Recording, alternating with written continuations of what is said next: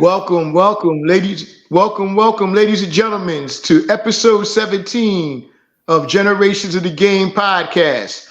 I'm your boy JP, and of course, my co-pilot right next to me, Will. What's going on, Will? How you feeling today, brother? Oh, I'm great, bro, and it's a long season. I mean, we already at 18, actually. Oh, we had 18. Yeah, I've been losing count sometimes, man. We've been doing a lot, man. Man, wow, man, 18. That's a lot, brother. Absolutely. Yeah. Well, anyway, we're going to get right into it. It's going to be basketball heavy, of course, but Will, I think we need to get this out the way first. NFL news. Big trade went down yesterday involving the Buffalo Bills and the Houston Texans. One Stefon Diggs is going to Houston for a second round pick. I think I think he has that stipulations where if he does something, they get a second round pick this year. But I know it's a fifth and a sixth. I think a fifth this year, the sixth next year. Didn't see this one coming, man. And CJ Stroud got another weapon to play with, man. So what's your take on this, man, on this big trade yesterday? I mean, first of all, it's definitely unexpected, but I would say that both teams win. Buffalo wins by subtraction. There's been rumblings of locker room friction, and at the end of the day, they still have a dynamic quarterback, and other, weapons. So it should be interesting. And then for the Texans, CJ, he had one of the best, rookie seasons from a quarterback we've seen in a while.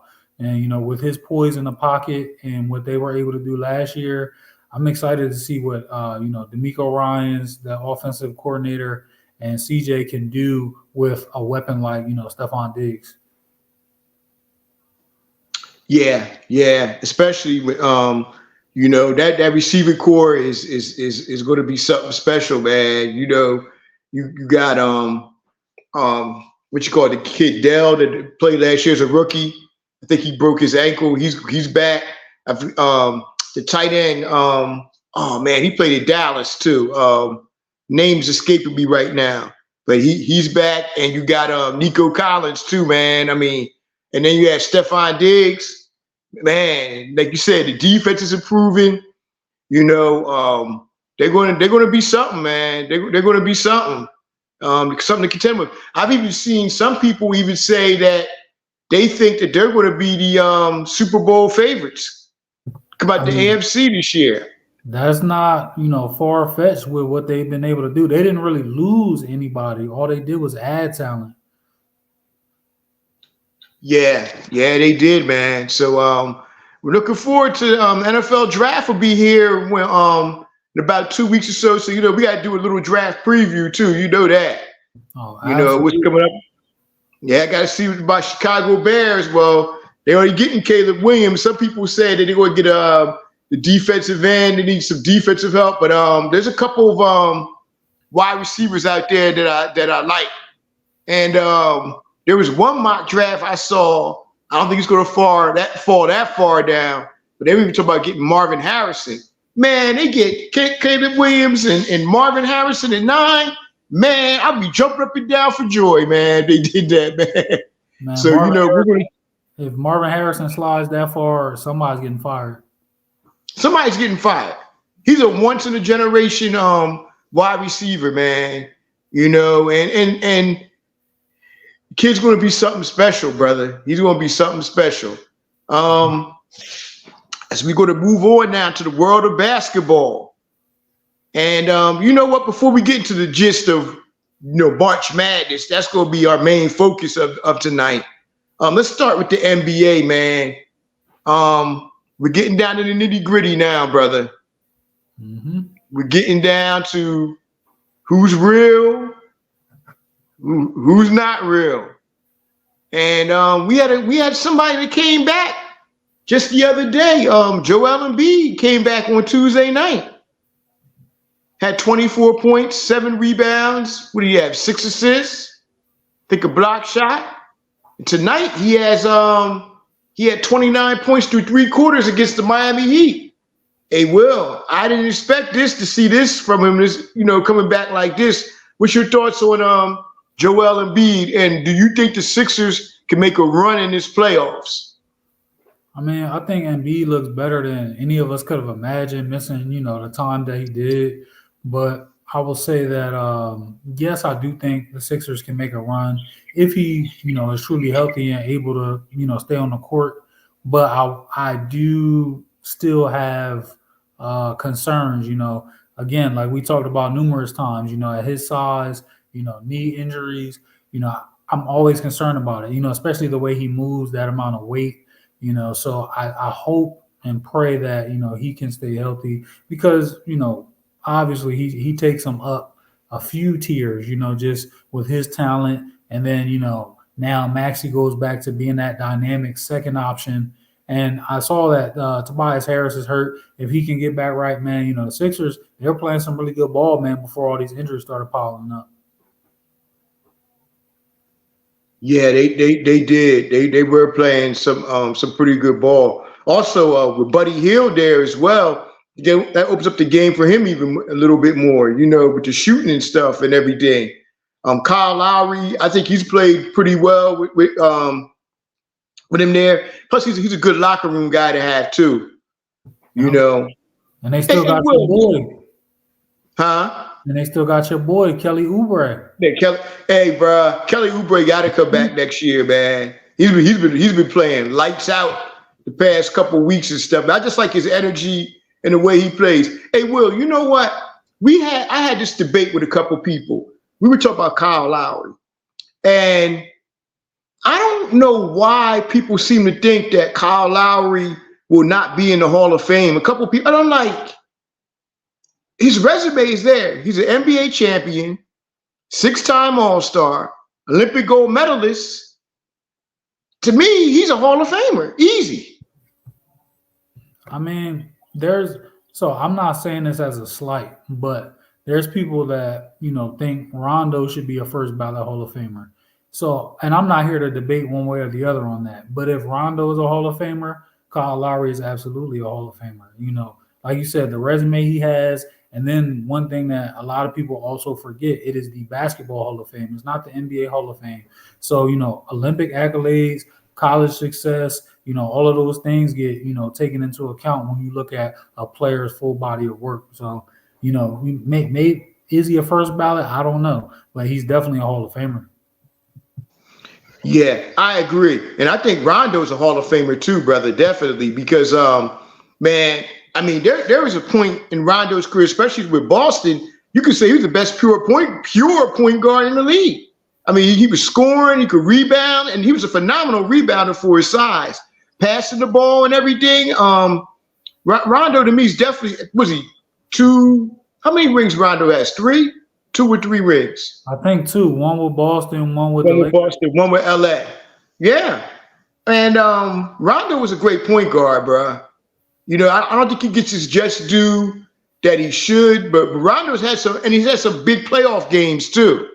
He's had some huge playoff games. So you take the whole body of work. To me, Rondo's definitely a Hall of Famer, man, by far. I agree with you. And one of the things that I know they do typically take into account once you get past all-star appearances and things like that, he actually, has led the league in a few categories. He led the league in assists, I think, 3 times, and the league in steals once. So when you look at all of that, he's definitely got a case. Yes, he does. And speaking of Hall of Fame, I see. I didn't see the whole rest of the list, but I did see that Vince Carter and Chauncey Billups got in, and both of them well deserved, man. I mean, Vince Carter is definitely one of the greatest athletes to ever come through the NBA, and in my opinion, the greatest dunker that ever played in the NBA. And Chauncey Billups, well deserved to be in the Hall of Fame, man. I mean, he had some big shots for Detroit Pistons when he played for him, and he had some big games as well, man. So shouts to both of them, Chauncey Billups and Vince Carter, for making the Basketball Hall of Fame. Like I said, well deserved, man.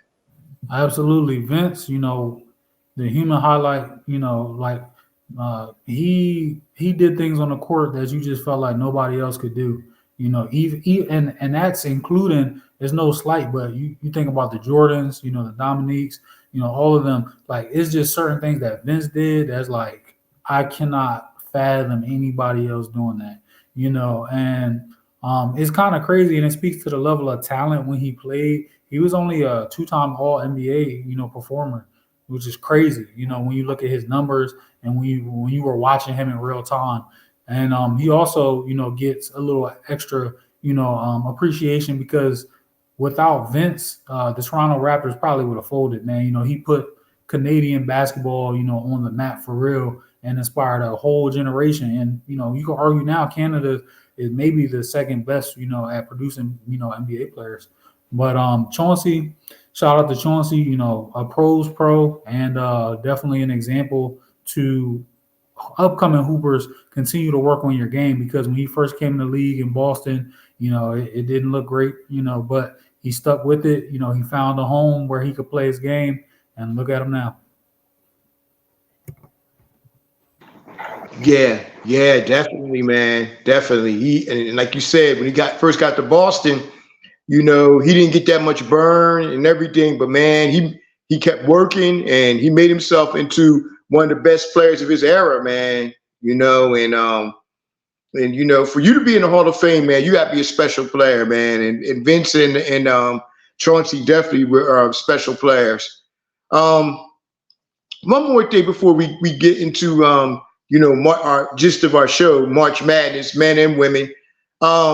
We had a shootout last week. I see up in San Antonio between the Knicks and the San Antonio Spurs. Jalen Brunson, 61 points, 25 of 47 from the field. And of course, I know people are like, oh, there you all go again. But yeah, we got to talk about him. Victor Wembanyama, 40 points, 20 rebounds last week, man. Of course, the game wasn't nationally televised. I know if you were local, you saw him. Plus, March Madness is going on. But, this is probably one of the greatest shootouts we've seen in a while between Wemby and Jalen Brunson. Absolutely. First of all, Jalen Brunson, I feel like every time I look, he ups the ante.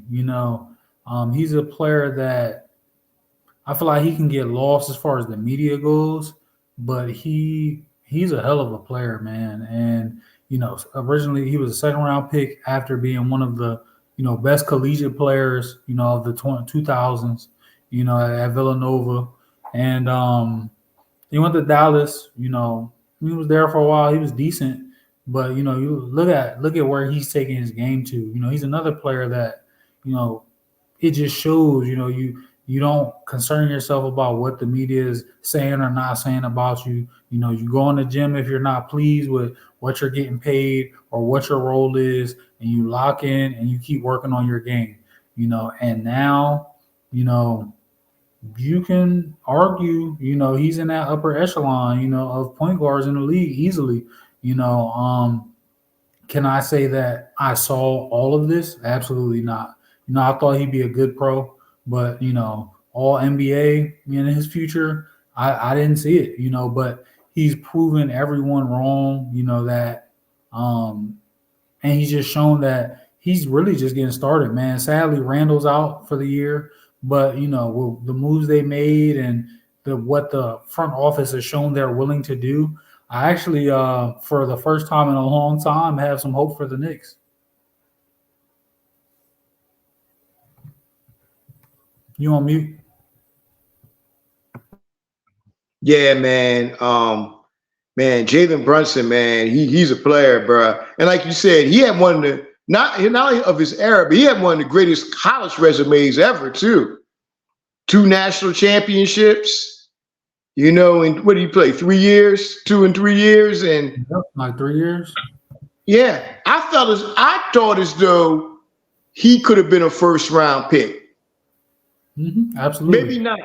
Maybe not a top 5 pick, but I thought he could have been a late lottery pick, or somewhere in the first round. And a lot of teams now are probably kicking themselves that they didn't draft him. And he made himself into what he has become. And if you ask me right now, what's going on? He's a top 10 player. He's a top 10 player in the league right now. He's a top 10 player in the NBA, and it's just he's just a pure scorer. And like you said, we didn't see him at this level where he's at now as a top 10 player in the NBA. I'll say top 7 to 10 player in the NBA. But in high school, he was a scorer. And, he carried his team to a state championship as well. So maybe we should have took a look at him and saying, hey, he was going to come where he's at now. And, when he was at Villanova, you didn't see the complete scoring arsenal because he played on a loaded team. Mm-hmm. I mean, you had three besides him. You had 3 other pros on that team, 3 or 4. No, excuse me, 4 other pros on that team, including him. That was 5 they had on that team. So he didn't release his full arsenal because the type of team that he had. But and of course Wemby, man, he just keeps getting better and better. Will.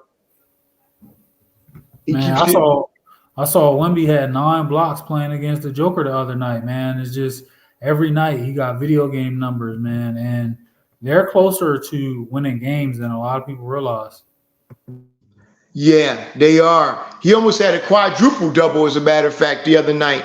Another thing with Wemby as well is, we talk about the scoring, the rebounding, but as a passer, he's a great passer, man, for a player of his size, man. I agree. You have to credit that to, coming up in the EuroLeague.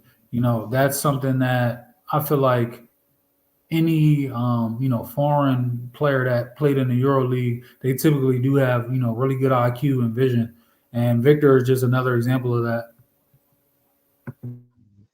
Yeah, I agree. I definitely agree with you on that, brother. As we move on now to the meat and potatoes, the main course of the night, March Madness. And as always, we always start with ladies first. The Elite 8 we had the other day. And we're going to get we're going to get to the Angel Reese piece too after we discuss about the ladies. So we have South Carolina and NC State, and we have LSU. Wow, Iowa and UConn. Let's talk about these Elite 8 games, man. First, let's start off with South Carolina. What do you think about them going into this game tomorrow night with NC State and looking back on their last game in the Elite 8? What did you think about that? So I think that, of course, South Carolina is still the favorite. Any type of game they've been in, whether it's, up-tempo, slow down, all shooting night, whatever's going on, they just seem to always find a way to win. I do think, JP, you said it, on numerous episodes, I do think Coach Staley is probably the best coach right now, in basketball. And I think it shows, the way she pours into her team, keeps them engaged, keeps them locked in, and inspires, but also just the X and O adjustments. She doesn't really have a problem, if you're not on right now, she'll sit you down, but she's not tearing you down. She talks to you, she gives you time to lock back in, and she'll put you back out there. But in the meantime, she got another 4 or 5 star out there, killing it. We talked about how she added shooting, and that's completely changed the outlook of the team, But I do want to talk about NC State. I don't think this will be a cakewalk for them. I think NC State has played much better than a 3 seed. And,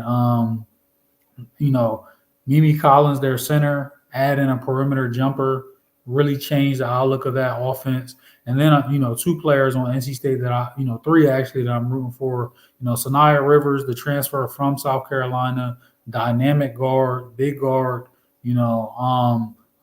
Isaiah James, she's actually from out here in the 757. So finding that out, I'm rooting for her success. Tough lefty with a real jumper, and then the rookie from New Jersey, freshman, I should say, Zoe Brooks, hell of a player, man. Excited to watch her over the next 3 years as well. It's not going to be a cakewalk, and there is the Carolina rivalry thing, if you will, that adds a little flavor to it. So South Carolina, they're not going to be able to kind of ease into this one. I feel like they're going to have to come out locked in from the jump, because NC State, they're looking to be David, taking out Goliath in this matchup. Yeah, I agree. Good analysis as always, bro. I think it's gonna be a tough game too tomorrow night. I expect South Carolina to pull it out, but I think it's gonna be a tough game tomorrow night. As you said, they got the perimeter players and they have a center that can shoot the jumper as well. So I think it's gonna be a very very good game tomorrow night. It's must see TV. North Carolina State and South Carolina. Like you said, you got the Carolinas rivalry right there with it. So looking forward to seeing a good game tomorrow night, 7 o'clock on ESPN. Also, as we going to get into, we'll talk about this first. UConn and USC from the other day. To be honest with you, I was a little kind of surprised that UConn beat USC the other day, considering all the injuries that they had. I felt as though that USC should have maybe picked up the pace a little bit more than what they did, so they could wear UConn down, especially with them having 7 players. It was a good game, good, well-played game. Could have gone anywhere, but UConn managed to pull it out at the end. What did you think about that game, Will? Really good game. I think that Paige Beckers has used this tournament to remind people, who she is.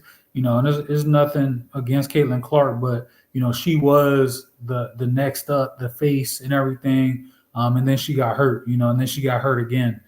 So she's reestablishing herself to the people that don't follow the game as closely. So it's really cool, after the injury she's had, to see her back, really looking like she never missed any time. But I do agree with you. I thought that USC's depth would, and of course having Juju, would lead to them winning that game. But like we've seen a few times throughout the year, USC can sometimes, end up being like a 2-person show. And, Juju, it wasn't the most efficient shooting night, but she got hers. And the other guard, Forbes, she had like 22 as well. But outside of that, it wasn't really much, as far as offensive production, from the rest of the cast. So, I mean, that they had a hell of a year, shout out to their coach Gottlieb, of course, all of the players. And they're going to be even tougher next year because they have the top recruiting class coming in, and they still got Juju, and some of their players are actually sophomores and juniors, so they're going to be war ready, for next season. Yeah. I was looking at the class they got coming. I think they got 3 McDonald's All-Americans coming in next year, man, and I think they're definitely going to be. But there's no question they'll be a top 4 to 5 team in the country, maybe even higher next year. And of course, we expect Juju to get even better than what she was this year. Now, her points might go down a little bit because of the talent that she'll have around her next year, but she's still going to be lethal and very effective. What she does, and she should be the front runner next year for Player of the Year award. And we know she was going to be in that lab all summer. You could tell she took it personal the other day, man. When they lost the other day. So we're going to see, what they come back with next year, which should be a strong team. And like you said, USC had a great year this year, man. They really did. They went to the Elite Eight, and that program is coming back into prominence again. Definitely. As we get into this to the fun part of this, Iowa gets back to the Final Four. We gotta discuss this Iowa and LSU game. And you know what?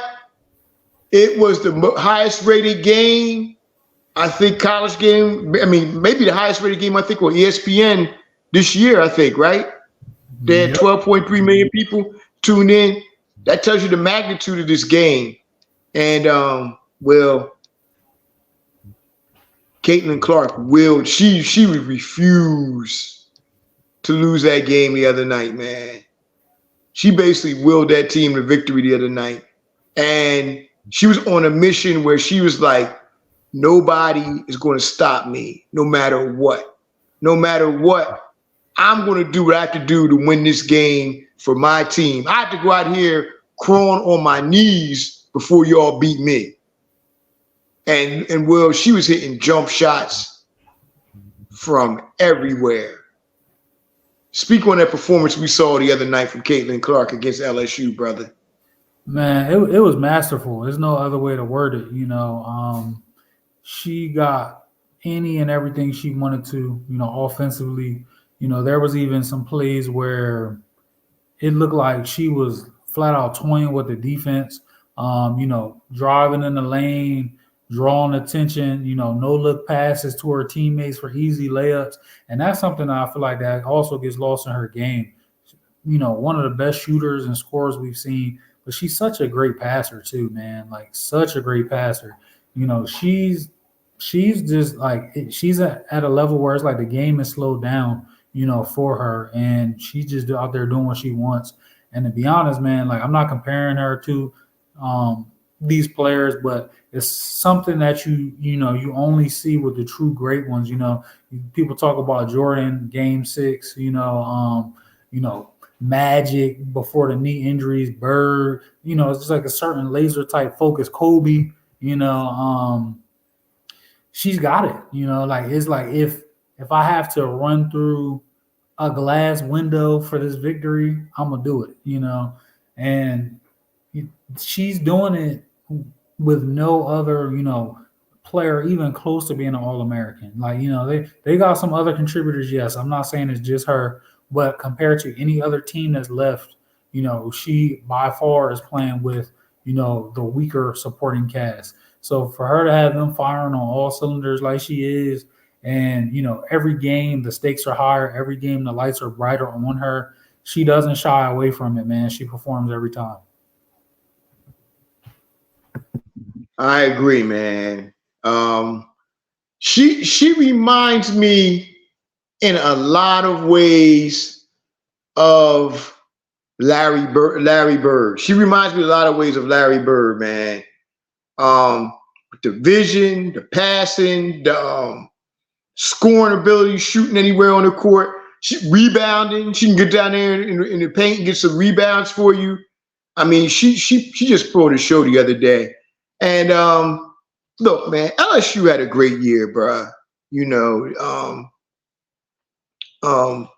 They had a good year. I mean, they won the national championship last year. They got down to the Elite Eight this year. But well, man, we gotta discuss this Angel Reese stuff, man. And people are trying to come down on her for the comments she made after the game. She's telling her truth, though. She's telling her truth. I don't know what it is with. I don't have a problem with Angel Reese at all. People say, "Oh, she talks a lot." Okay, but she backs it up.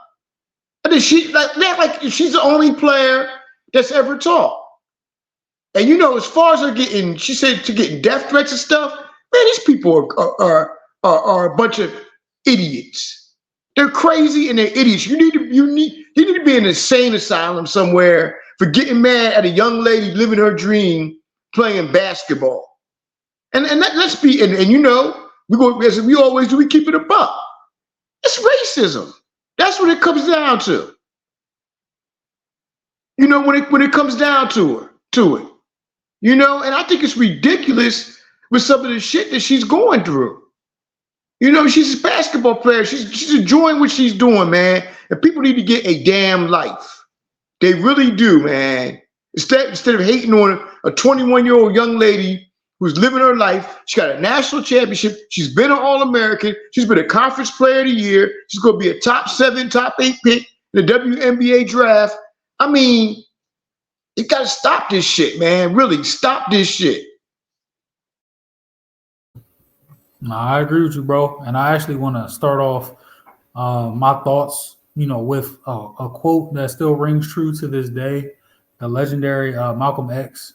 The most disrespected person in America is the black woman. The most unprotected person in America is the black woman.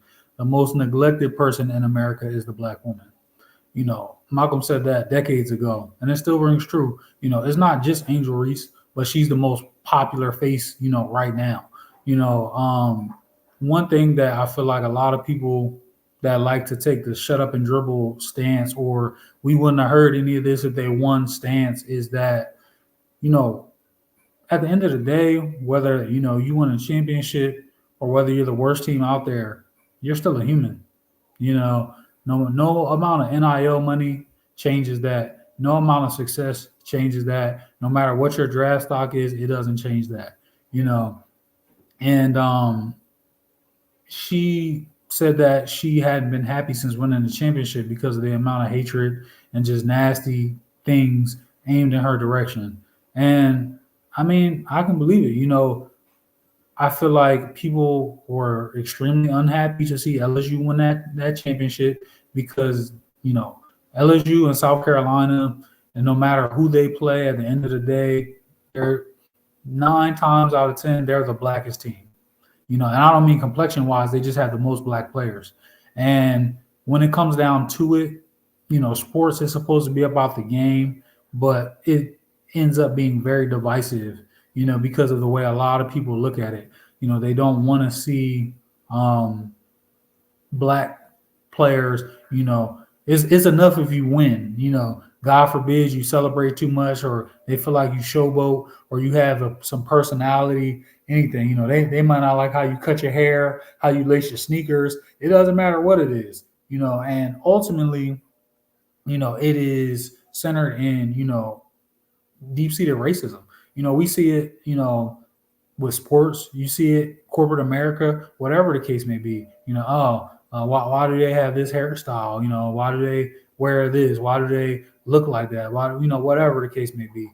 But in sports, the way that the women's game has grown, and the resume that Angel Reese has built for herself as a multiple-time All-American and a champion, you see her everywhere. Magazines, all over social media, getting ads, all of that. And they beat, the Great White Hope, just to be honest. Last year they took Caitlin's team down, and there was a lot of people pulling for Iowa for a certain reason, and they did not like it.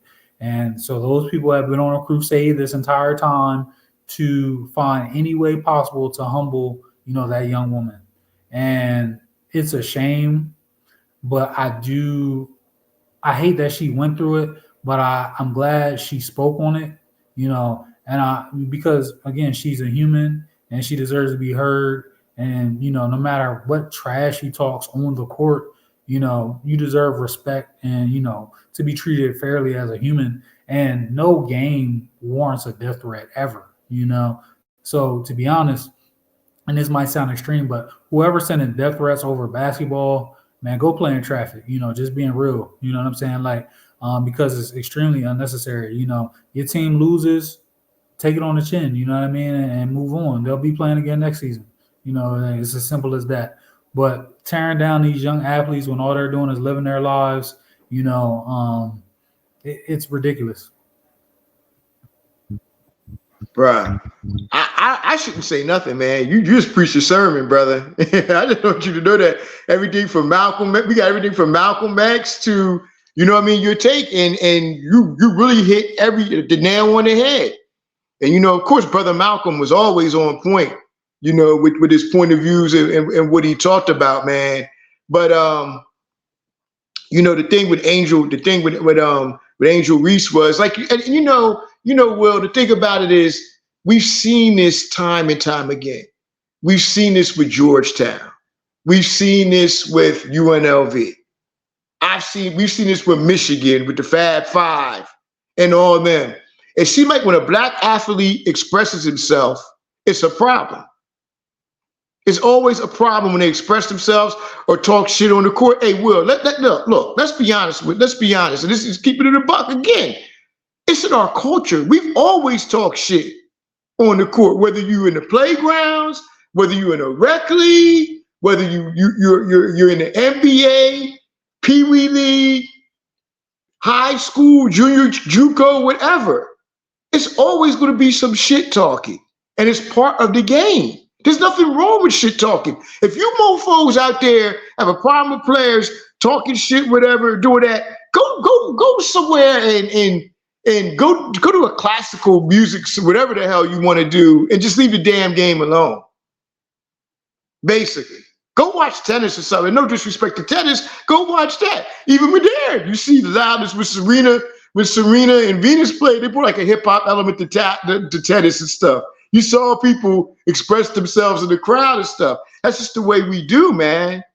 That's just the way we do. And it's like you said, man, if you should get sending this young woman, this young sister death threats, you need to go somewhere, just jump off a cliff or do something, or get a life, or like you said, go play in traffic or something, man. For real. And man, it's just ridiculous that we have to go through this time and time again and painting everybody, and we've seen this before. Georgetown with Patrick Ewing and them. Oh, they're a bunch of thugs with Michael Graham and Ewing and them. We see it with UNLV, Larry Johnson, and they went through it. Chris Webber and them went through it. And it's far from the truth because they play with a certain edge of the court. They get vilified and stereotyped. As you said, not all people, but through racism of some folks. And it is racism when you talk about it in the media or whatever. They vilify these players. They made her the villain. She didn't have to be the villain. They made her the villain.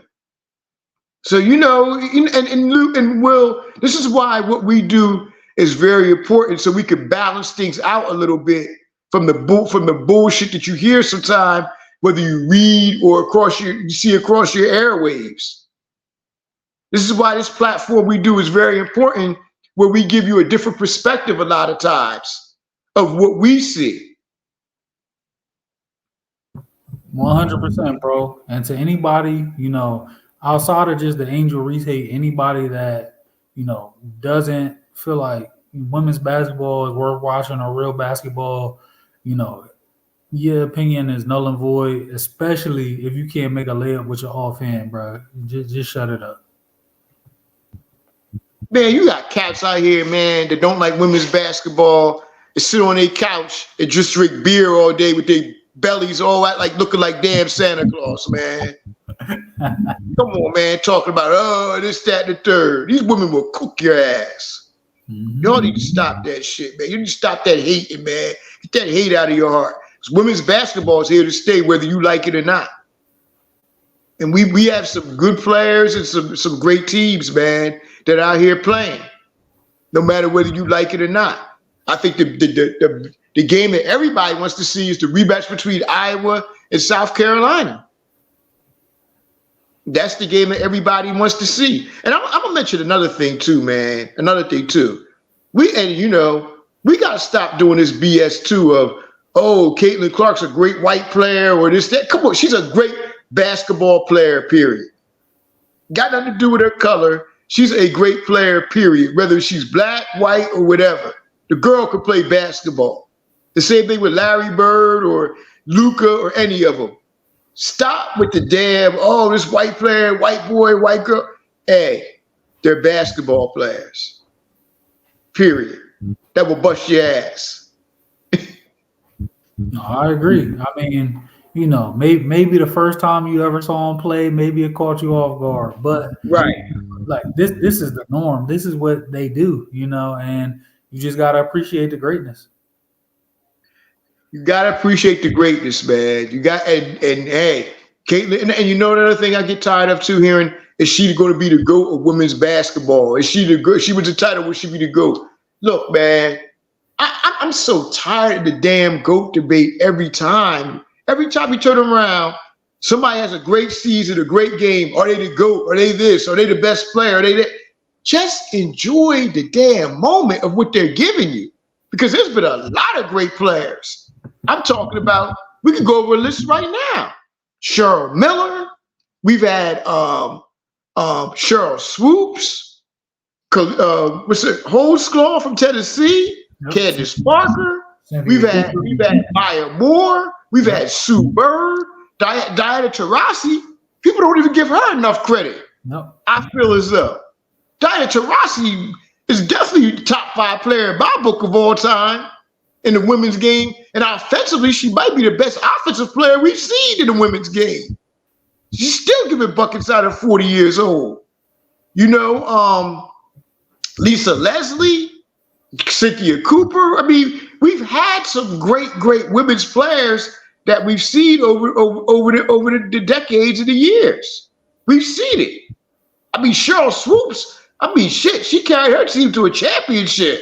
Like, she averaged, like, what, 39 points a game in the tournament. Yeah, I think she had, 47 that won the championship? 47 in the championship game. Yep. So, you know, I mean, look, we've seen this before. There's always been great women players. Man, look, Candace Parker, man, she was phenomenal.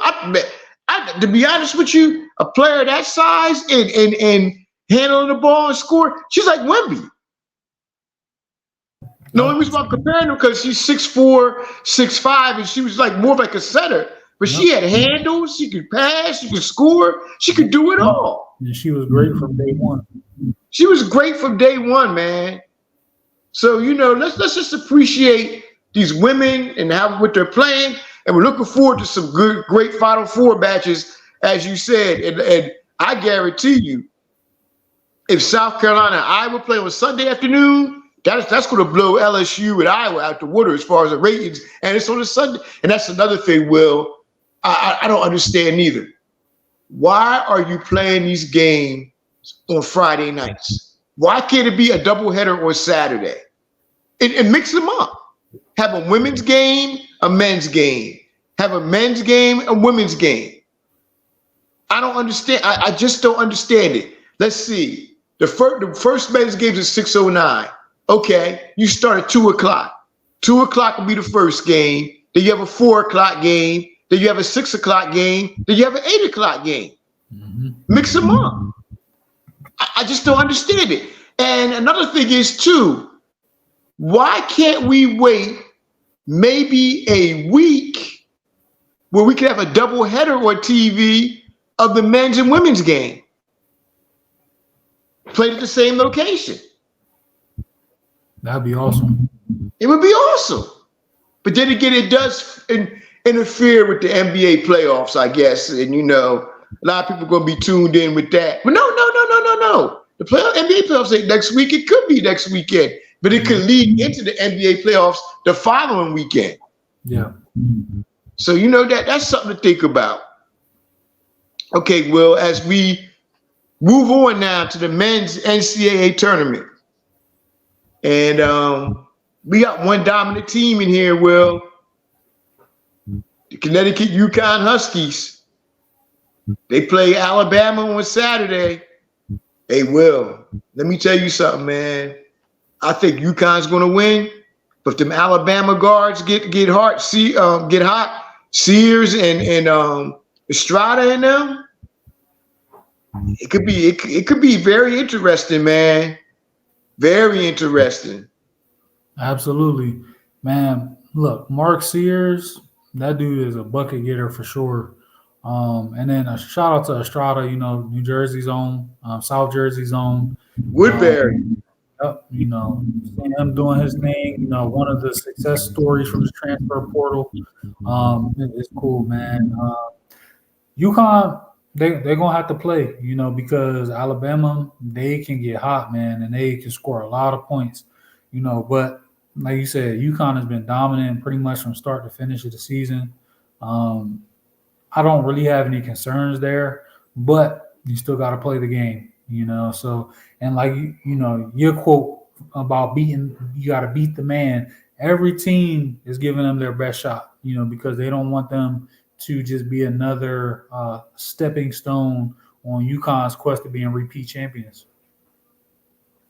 Yeah, man, I agree. I definitely agree, man. And they're a tough team, man. The guards, they're like a Big East team. Excuse me, they're definitely like a Big East team. And another thing too, man, I'm gonna tell you something, man. Coach Danny Hurley doesn't give his just due, man, as a coach.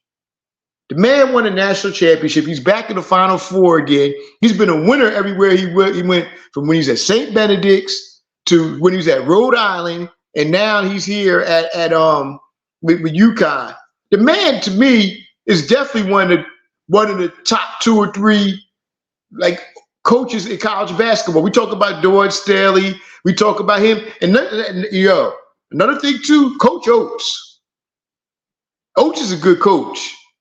He's a great coach. I love his style of play too that he has. And Will, let's talk about Alabama. As good as they are next year, let's talk about this young man that we saw, the 6'8" guard they have now that I saw today in the video that redshirted this year. I forget his name. You talking about Chris Parker? Chris Parker. There you go. Will. He's going to be a special player. He has a chance to be the best player that Alabama's had there since when Brandon Miller was. He can have a Brandon Miller type impact, I think. Oh, absolutely. On the team next year. Listen, I mean they're good this year, but if he was playing, I might have UConn on upset alert, man. He's that special of a player, and at 6'8", the things he can do, he's going to be a problem. He'll be one season on the court and in the lottery, and I'd be shocked if anything else, happened. That lottery next. We're going to get to that in a minute, but that was going to because we got to talk about the McDonald's game too. That lottery next year, man. Crazy. They're going to be tanking next year, bro. Crazy. Teams going to be tanking next year. Oh, yeah, real quick. Before we jump over to the McDonald's game, I do want to shout out NC State and UConn. I believe I saw this for the first time ever. Both programs have their men and women's teams in the Final Four, so that's like super cool to see that history being made. Yeah, it is, man. It was great to see. Yeah, I saw that too. Definitely. Let's talk about that game and NC State versus Purdue. Hey, Will, I'll be honest with you, man. Purdue. I thought Purdue was going home the first weekend, but Zach Edey's been willing them the whole tournament, man. And I see a lot of people say, "Oh, he's not an NBA player. This, that, the third." Look, I think he could be a serviceable setter in the NBA, man. I think the kid could play in the NBA. I definitely think that. But he's willed this Purdue team to victory. And if people missed that Tennessee-Purdue game, that might have been the best game of this tournament. That was an amazing game last week with him and Connect from Tennessee going at it. But Purdue kind of surprised me, though. But they're going to have a problem this week with NC State, with DJ Burns and company. DJ Burns reminds me of a bigger version of, and I don't mean his way to a big, he's 6'10". He has a lot of Draymond Green-like qualities in his game, man. I would say only the passing. But the passing, yeah. I feel like his game is more like Zach Randolph. Crafty left-handed player, can shoot the jumper facing up, can do some work, with his back to the basket. And I actually think it's like a great contrast of styles at the center position in this matchup, because you got Edey, who can dunk the ball pretty much on his tippy toes, and then you got Burns, who you would expect him to be like trying to knock you over and stuff, but he's so light on his feet, and skilled. I think he can give Edey some problems. I feel like get him in foul trouble early, and I think that'll be the recipe, for NC State to kind of, get Purdue out of here possibly. And they got some decent guards. Break it up a little bit, brother. Can you hear me now? You're breaking up. Yeah. Okay. I think Burns got a good chance to get Edie in foul trouble and let the guards and go to work. Some. I think it's definitely going to be an interesting matchup between Purdue, and NC State. And I'm rooting for the Wolfpack here, man. I didn't think that Purdue would make it this far. Neither NC State, but at this point, you got to kind of just roll with the upset.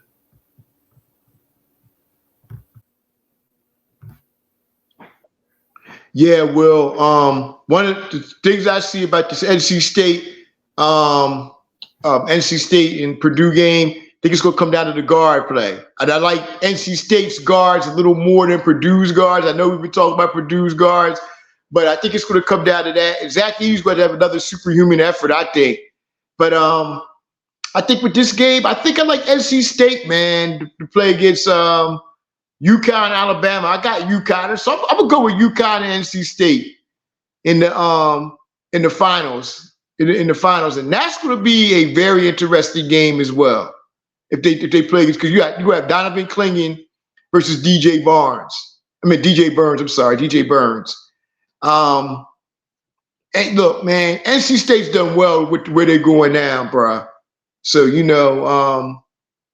man, they regardless of what happens on Saturday, if they lose or whatever, they've had a hell of a run, man, that nobody saw coming. Absolutely, man, and shout out to Kevin Keats, man. Another black coach out there, raising his program into prominence again. So it's great to see it, man. Yeah, and Coach Keats was on the hot seat, man. But you know what? He's done a great job, and I don't understand why he was kind of on a hot. I don't understand it because one of the things is, bruh, we got to give people at least 4 to 5 years, I think, to build a program. I think he's been there, 4 years, whatever. So, the man has the program where they're at. And remember, Robert Dillingham was original commitment to NC State till he flipped to Kentucky. So, he's not like he's not getting players. He's getting players. He's doing well. So, I'm glad to see him as well doing what he's doing too. And if he wins a national championship, then he could write his ticket all through North Carolina. And I think also this Final Four is going to help him get players as well. It's definitely going to help him get the players that he needs, man. And North Carolina is loaded with talent, man. That state is loaded with talent. So, and down south, period, is loaded with talent. So I'm looking for NC State to keep this momentum up even after this year, to have solid teams and everything. Real quick, Will, as we get ready to end this show, we got to end it with the McDonald's High School All-America game. I didn't see the girls' game because the girls' game was basically over before I left work and everything. Did you see the girls' game before we talk about the boys? Yeah, I saw a good bit of it, man. I want to start by saying, shout out to all of those, talented, hoopers. The girls' game was competitive. And it was crazy because you had the number 1 and number 2 player in the country on the same team. Sarah Strong ranked number 1, the uncommitted, could be at UConn, Duke, or South Carolina. She's a big that can do a lot of damage in the post, but she got a really good jumper from 3. So, got to see a good bit of her for the first time. And then Joyce Edwards, that's going to South Carolina. She's ranked number 2, but the thing she can do, man, I think, Dawn got her next, great, player from South Carolina. They keep them, Malaysia Fulwiley, Raven, Ashlyn Watkins, they Asia Wilson, of course, and Joyce, from what I saw, man, she can shoot from the mid-range. She can get to the basket at will. She defends. Bro, when I tell you 6'2", 4, runs like a gazelle, it's going to be a problem. She's going to fit right in next year. Oh, man, what I was going to say was to me, she might be an Asia Wilson type player that Dawn got coming in, and Yep. if she brings in Sarah Strong, man, and wow, no, you talk about number one, number two players in the country. So Absolutely. don't be surprised if that happens. They played together. There must be a reason they played together. It wouldn't surprise me. Yeah. As we move on to the boys' game, hey Will, first off, let's talk about that slam dunk contest, Jalil Bethea the other night, bruh. I think he could have won the NBA slam dunk contest with the dunks he threw down the other night, man. Man, Jalil, he got some real ups, man. It looked like he got rocket boosters on the bottom of his sneakers, man. He gets up for real. Shout out to Jalil, from PA. And shout out, to our guy, man, Aaron Burton team final for sure. Yeah, definitely. We keep cranking them out, man. You keep cranking them out for sure. As we talk about the game, hey man, the top players in the class shine, man. Jalil Bethea, of course, we mentioned him. Cooper Flagg looked like Cooper Flagg the other night. What you would call Ian Jackson, he played very well the other night. And Ace Bailey looked pretty good. Ace Bailey played good. And Dylan Harper, bro, he's just a walking bucket, bro. Mm-hmm. He scores at ease. Scoring is just so easy for him, man. And I think a lot of times, I really think Dylan Harper is underrated, bro.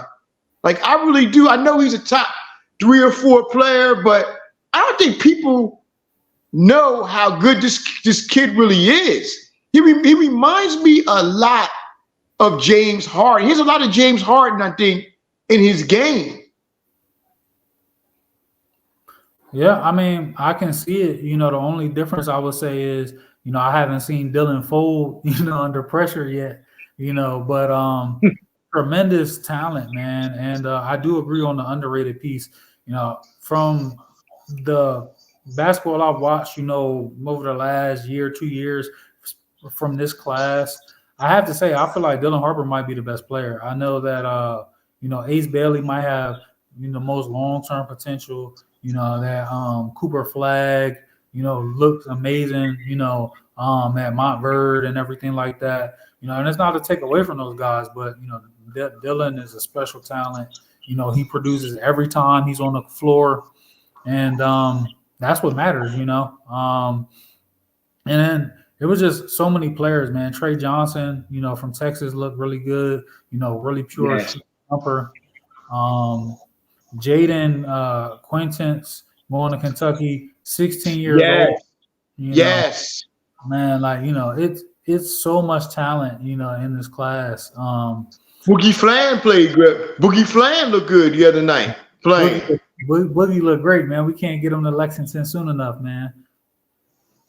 Yeah, man. Yeah, and you should be ecstatic with what you got coming to Kentucky next year, man, because they both played really very well. And of course, as I keep saying, he got snubbed. Billy Richmond, Richardson from Columbus should have been there. They should have been, But hey, overall, man, who's complaining, man? The game was good. It was a good game. And another thing too, what you would call it, man? He's underrated, bro. Like as far as sir, he's very underrated. Is Derek Queen, man, because he's a true low post player who plays down in the post. He has a nice mid range game, but to me, he's been playing very good all year.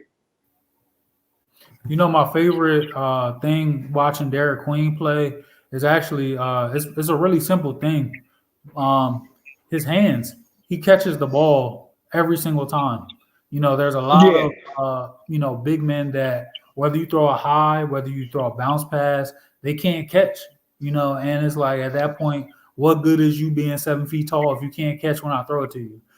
So seeing Derek Queen, whether he's running the floor, whether he's posting up, or at the elbow, he catches the ball. He takes a second. He sees what's going on from the defense, and he makes his move. And usually he's successful. I think he's going to be a tremendous player. In Maryland. Yeah, Yeah, I agree, man. I definitely agree. And what you call it? He played very well too from Long Island Luther. What's his name? VJ. Edgecombe, yep. Yeah, VJ Edgecombe. Yeah, his athletic. He looked good too, man. This is a. I thought last year's McDonald's All American game was very good too. Was very good. This one was very good too. The past couple editions, man. These players been going at it defensively. Everything they've been going at it, man. Absolutely. So and and of course, man, Cooper Flag just with his versatility, he's just so gifted. Cooper Flag is just a gifted player, man, that could do so many things. You know who Cooper Flag's going to be like. I think he's going to be like a Scottie Pippen type player. I can see that. Yep. He's like Scottie Pippen. The He's two-way. going to he's going to be like a 21 point, 8, 9 rebounds, 7, 8 assists type guy in the NBA, man. Eventually, when he gets to the NBA, man. But it was McDonald's game was a very good game the other night, man. It came down to the wire, and the East wound up beating the West, beating the West. And I'm gonna tell you another thing too. Them blue uniforms that the East had, they were fire, man. I like them blue uniforms, man, that they had. Oh yeah, they were fly, man, for sure. Yeah, McDonald's stepped up their uniform game and stuff, man. I really did like them uniforms and stuff they had. But shout outs to all those young men who played in the game, man, living their dream. Yep. Well, brother, anything else you wanted to say, or basically wrapping it up? The last three McDonald's All American MVPs from the East, from New Jersey. From New Jersey. Better put respect on New Jersey. As they say, what do they say? Basketball needs New Jersey. Yes, sir. Y'all better put respect on on New Jersey's name. You better put respect on us, man, because we got some of the best players, best teams in the country, year in and year out in high school basketball. And we have also, every year, we have a top 5 player in the country. Mm-hmm. Every year. Last year, DJ was number 1 or in the top 5, whatever you want to say. This year, we got Dylan Harper. And as far as guards go, can you name a state that's had better guard play than Jersey's had? I mean, anybody from Kyrie Irving to DJ Wagner, to DeJuan Wagner, to Dylan Harper. I mean, man, we got a rich tradition here. Kevin Walls back in the day, Milt Wagner. I mean, J.R. Smith. Mm-hmm. Man, I mean, we've turned out some great guards. And I know we're skipping some names. Mm-hmm. That was we talk about the ones that played in the McDonald's game. I know we're skipping some names. But we've had some great guards come out of New Jersey that have been a part of this McDonald's game. I mean, hell, Hannah Hidalgo. Absolutely. Got to mention her too. We talk about players. We're not talking about men and women. We talk about everybody. We talk about players. We turn them out. We turn them out. But yeah, Will, another great show, brother. Another hell of a show, man. Episode 18. So anyway, of course, kick your shout outs, good brother. Hey man, 18 episodes. That's no light feat, man. Shout out to my co-host. Couldn't do it without you, good brother. Shout out to all the listeners. Shout out to my wife for keeping me focused and locked in. You know what I mean? And that's it, man. Just we're gonna keep running it up. Yeah, man, definitely.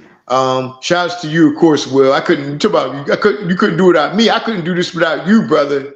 So shouts to you, and of course, shouts to all the listeners and everything, and also shouts to Mrs. Lyons for letting you come out on a Thursday night and shoot this show, brother. You know what I mean? Definitely shouts to her for this, man. I know it's not easy, man, having a family and everything and doing everything, brother. But I don't think people understand. We got work that we have to do.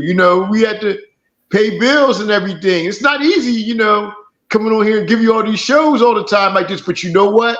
Me and Will love talking sports. And as I've said a lot of times, this is like our therapy. What we do and stuff. And like I said, no slight to anybody or anything like that there. I couldn't pick a better co-host than my co-host I have right here, Mr. Will Lyons, man. I couldn't. And we truly are generations of the game because we are from different generations, but we see it sometimes from a different perspective, but a lot of times from the same perspective. And on that note, everybody enjoy the Final Four and the last weekend of the NBA season. We saying peace to y'all and be safe. Peace.